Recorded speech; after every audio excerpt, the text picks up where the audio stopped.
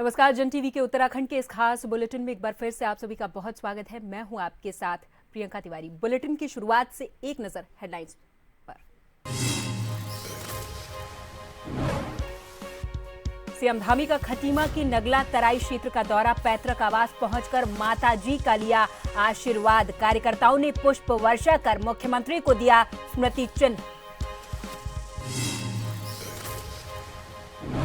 खराब पड़ी स्ट्रीट लाइटों को जल्द कराया जाएगा ठीक। दून में नगर निगम ने संभाला काम, टीमों की संख्या बढ़ाकर की 40। देहरादून में रोजाना मिल रही थी शिकायतें। प्रदेश में कई जगह मोबाइल वैन कैंप लगाकर बनाए जा रहे पासपोर्ट। अब तक 5 कैंप लगाकर 600 से ज्यादा पासपोर्ट हो चुके जारी। 19 मार्च से क्रीडी भवन में होगा आयोजित।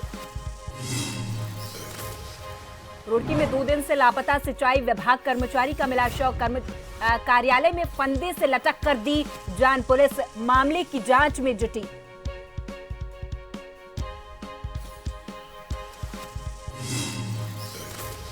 और उत्तरकाशी में मौसम ने फिर बदली करवट। मैदानी इलाकों में बारिश। मुखबा हर्षल धराली में हल्की बर्फबारी। गंगोत्री राष्ट्रीय राजमार्ग चगताग के पास फिर हुआ बंद।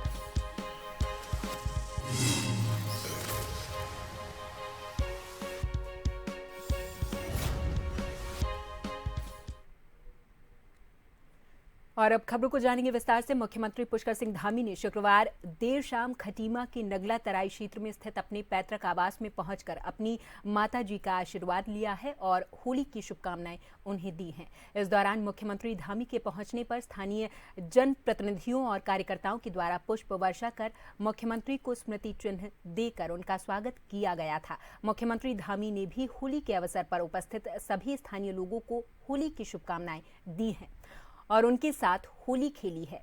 इस दौरान मुख्यमंत्री ने थारू जनजाति के द्वारा होली के अवसर पर किए जाने वाले लोक नृत्य में भाग लिया है और होलियारों के साथ होली खेलने का आनंद लिया है।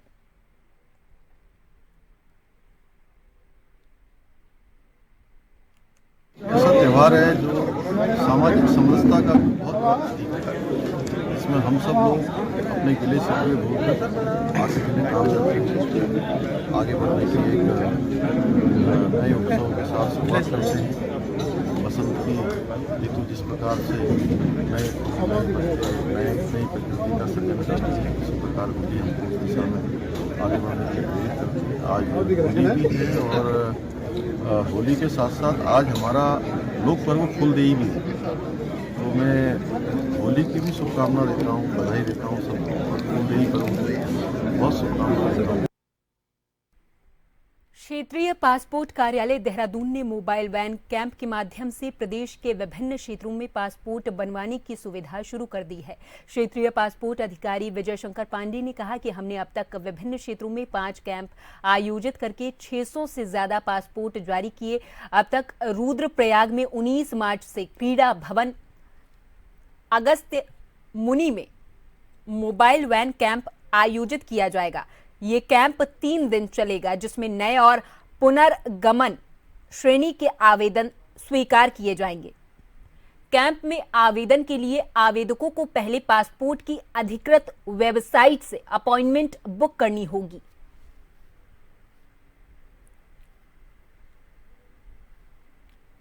जो हम अगला कैंप कर रहे हैं 19 से 21 मार्च 2025 में, ये अगस्त मुनि रुद्रप्रयाग में होने जा रहा है। ये वस्तुतः 6ठा कैंप है। इसके पहले भी हमने 5 कैंप किए थे उत्तराखंड के अलग अलग ज़िलों में और इस 3 दिवसीय कैंप के लिए हमने प्रत्येक दिन ऑनलाइन सिस्टम से 50-50 अपॉइंटमेंट रिलीज़ किए हैं। और इसके लिए आवेदक को हमारी एकमात्र अधिकृत वेबसाइट है passportindia.gov.in, उस पर जाकर ऑनलाइन अपॉइंटमेंट बुक करना है। वो उस पर जब वो भुगतान करेंगे तो इसके बाद ऑनलाइन अपॉइंटमेंट बुक करने के लिए उसमें जो अगस्त मुनि का विकल्प है वो अपने आप आता है। आवेदक उसको चुन के और अपॉइंटमेंट सीट जनरेट करके। और 2 दिन से लापता सिंचाई विभाग कर्मचारी का शव कार्यालय में लटका हुआ मिला है। दरअसल मामले की जानकारी पाकर मौके पर पहुंची पुलिस ने शव को उतरवाया और पोस्टमार्टम के लिए भिजवा दिया है। जानकारी के लिए बता दें कि उत्तराखंड सिंचाई विभाग में चौकीदारी की नौकरी करने वाले अर्जुन कश्यप का शव संदिग्ध परिस्थितियों में सीढ़ियों की रेलिंग पर रस्सी से लटका हुआ मिला। जानकारी के अनुसार अर्जुन सिंचाई परिकल्प संस्थान रुड़की में कार्यरत थे। बुधवार रात 10 बजे से सुबह 6 बजे तक उनकी ड्यूटी कार्यालय में थी, लेकिन गुरुवार को वो घर नहीं पहुंचे और 2 दिन कार्यालय में भी छुट्टी थी, जिसे देखते हुए परिजनों ने उनकी तलाश शुरू की, लेकिन कुछ भी पता नहीं चल पाया था। आज जब कार्यालय खोला गया तो उनका शव सीढ़ियों में लटका हुआ मिला है। फिलहाल पुलिस मामले की जांच में जुटी हुई है।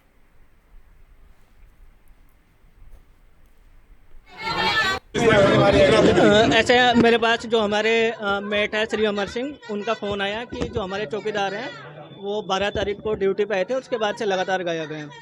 तो फिर उनका फ़ोन आया कि जी उसके घर वालों को डाउट है कहीं अंदर ही ना ऑफिस में।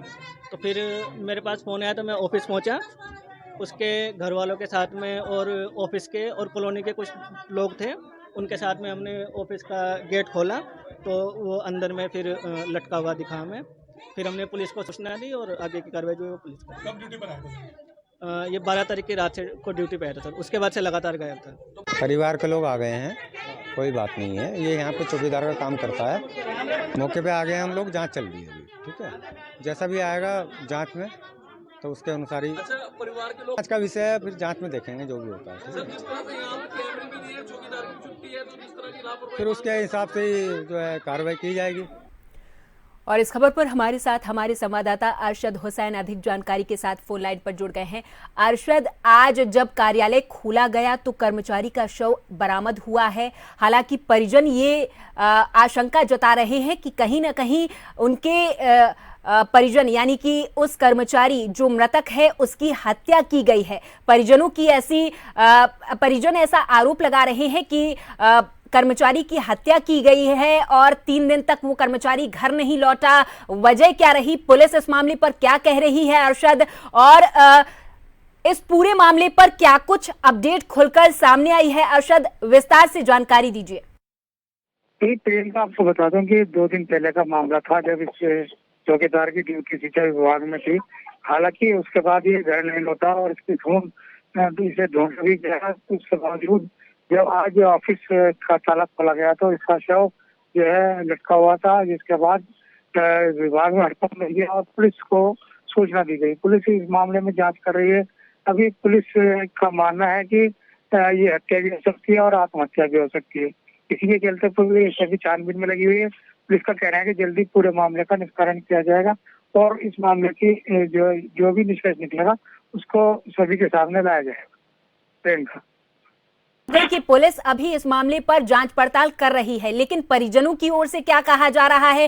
क्या कर्मचारी की किसी से रंजिश थी या फिर उसने कभी कुछ बताया हो कि उसके साथ किसी का कोई मनमुटाव हुआ हो जिसकी वजह से ये घटना हुई है? अरशद, प्रियंका, परिजनों का कहना है कि चौकीदार की हत्या हुई है, पर अगर बात की जाए तो कहीं ना कहीं पुलिस इसे अभी नकार रही है। पुलिस का कहना है कि जब तक छानबीन पूरी नहीं होती कुछ भी नहीं कहा जा सकता। हालांकि परिजनों का यही कहना है कि इसकी हत्या भी हो सकती है, क्योंकि 2 दिन से लापता थे और घर, क्योंकि कोई सूचना भी फोन पर भी इन्होंने घर पर नहीं दी थी, जिसके चलते परिजनों का भी शक गहरा सा जा रहा है। वही पुलिस का भी मानना है कि अभी जांच के बाद ही कुछ कहा जा सकता है। सिंचाई विभाग का कर्मचारी जिसका शव अब बरामद हुआ है पुलिस की ओर से, पुलिस ने बरामद कर लिया है और अब पोस्टमार्टम करवाया जाएगा। अरशद, ये जानना चाहेंगे कि इस कर्मचारी के जो इसके साथ में काम करने वाले लोग हैं, क्या उनसे भी पूछताछ की गई है? क्या उन्होंने कोई जानकारी दी हो कि ये हत्या है या फिर आत्महत्या, कोई वजह खुलकर उनकी ओर से सामने आई हो? देखिए, पोस्टमार्टम के लिए भेजा गया है, शाम तक पोस्टमार्टम की रिपोर्ट भी आ सकती है। वहीं अगर बात की जाए तो जो कर्मचारी थे वो भी कहीं ना कहीं भौचक्के हैं।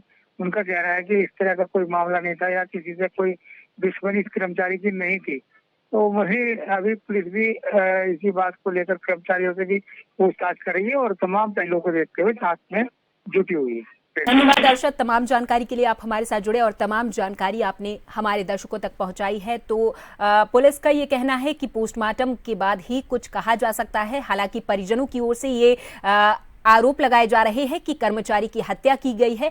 कुल मिलाकर पुलिस इस पूरे मामले पर नजर बनाए हुए है और जो भी साक्ष्य सामने आएंगे उस पर कार्रवाई की जाएगी।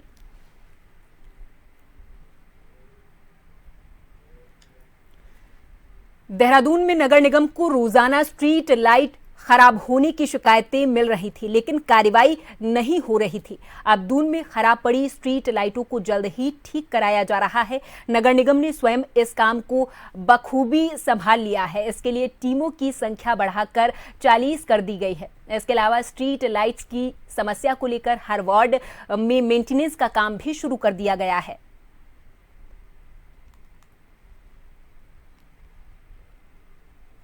लाइटिंग के लिए टीम्स की संख्या बढ़ा दी गई है। पहले 26 टीमें काम करती थी, अब 40 टीम काम कर रही हैं फील्ड पर और इनकी डेली मॉनिटरिंग के लिए एक डैशबोर्ड भी तैयार किया गया है। इसके अलावा इस बार योजना है कि लाइनमैन और जो हमारी कोर टीम रहती है डेली मेंटेनेंस की स्ट्रीट लाइटिंग की, उनके सबके नंबर भी सार्वजनिक रूप से वार्ड्स में चस्पा किए जाएंगे ताकि किसी भी लाइट के खराब होने की स्थिति में सीधे वो संपर्क कर सके। उत्तरकाशी जिले में मौसम ने एक बार फिर से करवट बदली है। जहां मैदानी इलाकों में जमकर बारिश हुई है तो वहीं मुखबा, हर्षल, धराली में हल्की बर्फबारी देखने को मिली है। गंगोत्री धाम में 1 फीट बर्फबारी हो चुकी है। बर्फबारी का सिलसिला लगातार जारी है। गंगोत्री राष्ट्रीय राजमार्ग चगता के पास फिर से बंद हो गया है।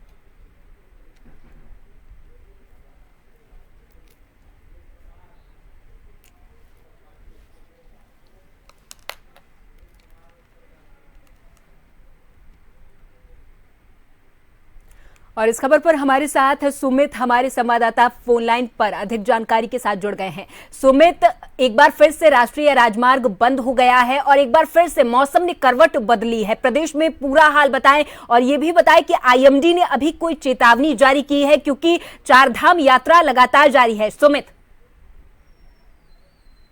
तो बता दूं कि कहीं ना कहीं जो ये बर्फबारी इस माह में हुई है, तो कहीं ना कहीं जो वहाँ के बुजुर्ग है, जो स्थानीय लोग हैं, जो सेब के जो बागवानी है, जो बगीचे पे निर्भर रहते हैं, तो उनका कहीं ना कहीं खुशी की लहर, क्योंकि जो गर्मी का आगाज हो चुका था और जो फ्लावरिंग के लिए बताया जा रहा है कि जो काश्तकार की जो खुशी है वो है कि इसमें फ्लावरिंग काफी अच्छी होगी। और वहीं मुखवा या हर्षिल या शीतकालीन प्रवाह मुखवा की बात, तो वहाँ पर आधा इंच बर्फ लगने से जो वहाँ पर नमी है पेड़ों को मिल चुकी है, जिसलिए वहाँ पर काश्तकार काफी खुश है। और वहीं गंगोत्री राष्ट्रीय राजमार्ग की बात की जाए तो चंगतांग के बाद जो एक बार फिर से यहाँ पर हिमपात हुआ है, काफी बड़ा हिमपात हुआ है, जिससे वहाँ पर ग्लेशियर आया है काफी बड़े पैमाने में। तो अभी वो दूसरी बार वहाँ पर ग्लेशियर आ चुका है, तो कहीं ना कहीं जो पानी का स्रोत है वो इस बार जरूर बढ़ेगा, क्योंकि इसमें बीच जहाँ ग्लेशियर नहीं आ रहे, तो कहीं ना कहीं जो बकरी से जो लोग हैं, जो बकरी पालन करते हैं, जो तो कहीं ना कहीं जरूर थी, क्योंकि कई सालों से बर्फबारी नहीं देखने मिलती। तो कहीं ना कहीं खुशी माहौल है और बर्फबारी हो रही है। बात की जाए तो वहाँ पर अपनी जो मशीनरी है वहाँ पर तमाम उसे के माध्यम से बर्फ को साफ किया जा रहा है। तो आज जो शाम तक जो बर्फबारी राष्ट्रीय राजमार्ग वो खुल जाएगा। जी सुमित, जैसा कि आप जानकारी दे रहे हैं कि राष्ट्रीय राजमार्ग बंद हो चुका है और इसको क्लियर करने का काम किया जा रहा है, आपसे ये भी जानना चाहेंगे कि भारी बारिश और बर्फबारी हो रही है, क्या आईएमडी की ओर से कोई अलर्ट जारी किया है आम जनता को लेकर? क्योंकि इस तरीके की जब खबरें सामने आती है, इस तरीके की जब स्थिति बनती है, तो आम जनता को काफी मुश्किलों का सामना करना पड़ता है जो आसपास यहाँ पर रहते हैं। जी बिल्कुल, मैं आपको बता दूं कि क्योंकि जो गंगोत्री राष्ट्रीय राजमार्ग है धराली से ऊपर की बात की जाए तो क्योंकि जो कपाट है वो भी बंद है, तो कहीं ना कहीं जो पर्यटक है वो मुखबा शीतकालीन यात्रा तक ही जाते हैं। तो अब जो बिहार को साफ तौर पर निर्देश दिए हैं जिला प्रशासन ने, क्योंकि बिहार को अब जो क्योंकि कुछ ही समय बचा हुआ है और यहाँ पर जो शीतकालीन यात्रा खत्म होने पे है और जो चारधाम यात्रा शुरू होगी उसके लिए भी यहाँ पर लगातार तैयारी की जा रही, क्योंकि इस बर्फ से जो यहाँ पर कहीं लैंडस्लाइडिंग जरूर देखने को मिले हैं और राष्ट्रीय राजमार्ग को जरूर यहाँ पर हुई है। तो कहीं ना कहीं बर्फ से जो बिजली आपूर्ति है वो भी यहाँ पर गंगोत्री में ठप है। पानी की बात की जाए तो लगातार जो इसके लिए यहाँ पर जिला प्रशासन ने तमाम विभागों को मीटिंग की है और ग्रामों की जो व्यवस्था है उसके लिए यहाँ पर नजर दी, क्योंकि चाहे वो यमुनोत्री की बात की चाहे वो गंगोत्री धाम की बात की जाए, क्योंकि यात्रा कुछ ही समय बची है, तो इसके लिए यहाँ पर तैयारी पूरी देखने को जरूर मिल रही है। जी ठीक है सुमित, आखिरी सवाल आपसे जानना चाहेंगे कि उत्तरकाशी में अभी कुल मिलाकर मौसम किस तरीके से आगे आने वाले समय में देखने को मिल सकता है, क्योंकि अभी गर्मी बढ़ने लगी है, तो जो पर्यटक हैं, जो सैलानी हैं, वो पर्वतों की ओर रुख करते हैं, वो पहाड़ों की ओर रुख करते हैं, वो ठंडी जगह पर जाना पसंद करते हैं। सुमित, बिल्कुल, क्योंकि कहीं की लहर है, क्योंकि जो उत्तरकाशी निचले के इलाकों की बात की जाए तो बढ़ चुका था, और अब जो पहाड़ी में देखने को मिल रही है, जो पर्यटक देख रहे हैं, चार धाम यात्रा कर रहे हैं, और शीतकालीन की बात यहाँ पर यात्रा कर रहे हैं, जहाँ पर प्रधानमंत्री नरेंद्र मोदी ने भी उन जो सबसे लदी हुई है, जो हिमपात से बिल्कुल तो कहीं ना कहीं फिर से जो बर्फ पड़ने से उन पहाड़ों की जो खूबसूरती फिर से बढ़ चुकी है, और पर्यटकों का जो रुख वो शीतकालीन प्रवास मुखबा के लिए यहाँ पर सबसे ज्यादा देखने को जरूर मिला है। तो कहीं ना कहीं जो स्थानीय लोग हैं उनमें खुशी की लहर है, क्योंकि एक प्रधानमंत्री आने से ही वहाँ पर जो पर्यटक है वो बढ़ चुके हैं, और जो अब मौसम इस बार देखने को मिला है काफी अच्छी तरह से जो बर्फबारी हो रही, तो कहीं ना कहीं इससे पर्यटकों में काफी उत्साह रहेगा, और बर्फबारी का भी लुत्फ यहाँ पर उठाएंगे, और जो शीतकालीन यात्रा का है वो माँ गंगे के दर्शन करने का उनको सौभाग्य प्राप्त होगा। जी ठीक है, बहुत बहुत धन्यवाद सुमित, तमाम जानकारी के लिए। नजर बनाए रखिए। तो प्रधानमंत्री मोदी अभी कुछ समय पहले ही हार्शिल और मुखबा के दौरे पर जा चुके हैं, और ये माना जा रहा है कि जब भी प्रधानमंत्री इस तरीके के दौरे करते हैं तो पर्यटकों की संख्या, सैलानियों की संख्या में इजाफा होता है। उत्तराखंड की धामी सरकार एक के बाद एक नए लक्ष्य निर्धारित कर रही, जिससे राज्य विकास के पथ पर अग्रसर हो सके। मुख्यमंत्री धामी ने कहा कि ग्रीन गेम्स के बाद अब ग्रीन चारधाम यात्रा संचालित करने का आह्वान किया जाएगा। आपको बता दें कि ग्रीन यात्रा की थीम पर पर्यावरण को संरक्षित करने और बिना प्लास्टिक की यात्रा करने के लिए प्रेरित किया जाएगा।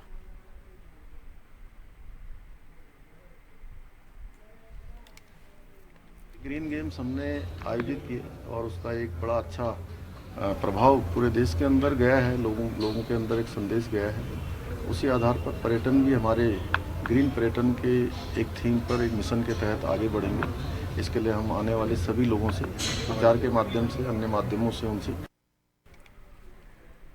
देहरादून में चिकित्सा शिक्षा के निदेशक डॉक्टर आशुतोष सयाना ने कहा कि उत्तराखंड सरकार के पास पर्याप्त संख्या में एमबीबीएस चिकित्सक उपलब्ध हैं। ऐसे में अब सरकार विशेषज्ञ चिकित्सकों की संख्या बढ़ाने की तैयारी कर रही। इसके लिए राज्य सरकार राजकीय मेडिकल कॉलेजों में विशेषज्ञ चिकित्सकों को तैयार करने के लिए पाठ्यक्रम की संख्या बढ़ा रही है। उन्होंने कहा कि जब राजकीय कॉलेजों से ही विशेषज्ञ चिकित्सक राज्य को मिलेंगे तो हमारे दूर दराज के ऐसे क्षेत्रों में जहां इनकी जरूरत है वहां आसानी से उपलब्धता हो सकेगी।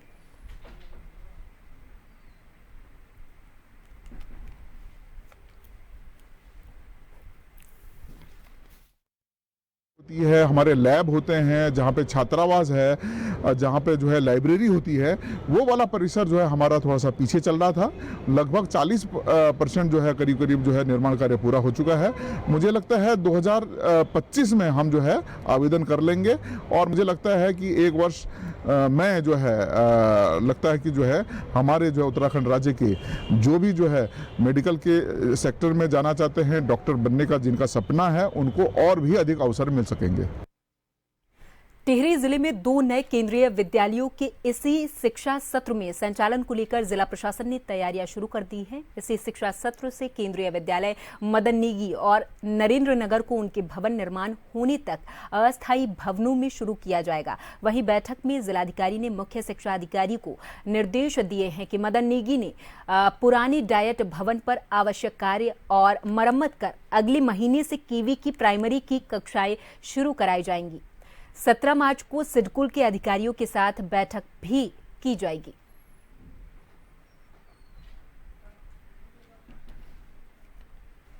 दो कीवी हमारे स्वीकृत हुए जनपद में, तो एक नरेंद्र नगर में है और एक मदन नेगी में है।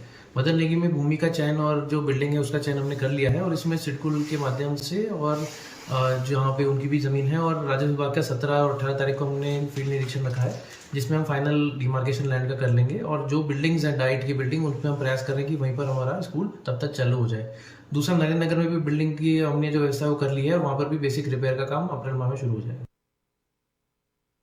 और उत्तराखंड के सभी जनपदों में आज बारिश होने की संभावना है। देहरादून में देर रात से बूंदाबांदी शुरू हुई, जिससे तापमान में भी हल्की गिरावट आई है। पर्वतीय क्षेत्रों में 3200 मीटर और उससे अधिक ऊंचाई वाले क्षेत्रों में बर्फबारी होने की संभावना है। मौसम विभाग की माने तो बारिश को लेकर येलो अलर्ट जारी किया गया है। 16 मार्च को भी प्रदेश भर में बारिश का येलो अलर्ट है, जबकि 17 मार्च को 5 जनपदों में बारिश होगी। उत्तरकाशी, चमोली, रुद्रप्रयाग, पिथौरागढ़ और बागेश्वर में बारिश होने की संभावना है। 18 और 19 मार्च को मौसम साफ रहेगा, लेकिन 20 मार्च को एक बार फिर से मौसम बदलने का अनुमान है।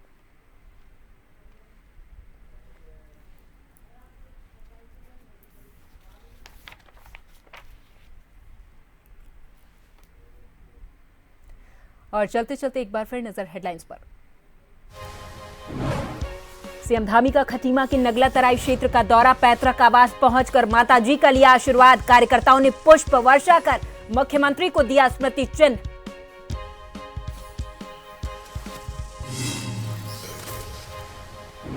खराब पड़ी स्ट्रीट लाइटों को जल्द कराया जाएगा ठीक। दून में नगर निगम ने संभाला काम, टीमों की संख्या बढ़ाकर की 40। देहरादून में रोजाना मिल रही थी शिकायतें।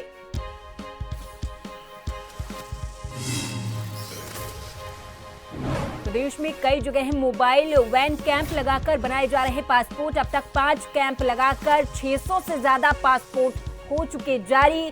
19 मार्च से क्रीडी भवन में होगा आयोजित। रुड़की में 2 दिन से लापता सिंचाई विभाग कर्मचारी का मिला शव। कार्यालय में फंदे से लटक कर दी जान। पुलिस मामले की जांच में जुटी।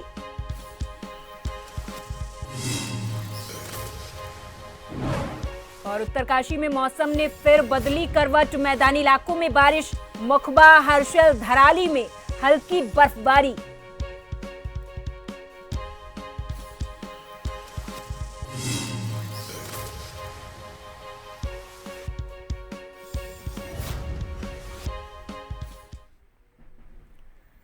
और इसी के साथ इस बुलेटिन में फिलहाल के लिए मेरे साथ बस इतना ही। आप देखते रहें जन टीवी। नमस्कार।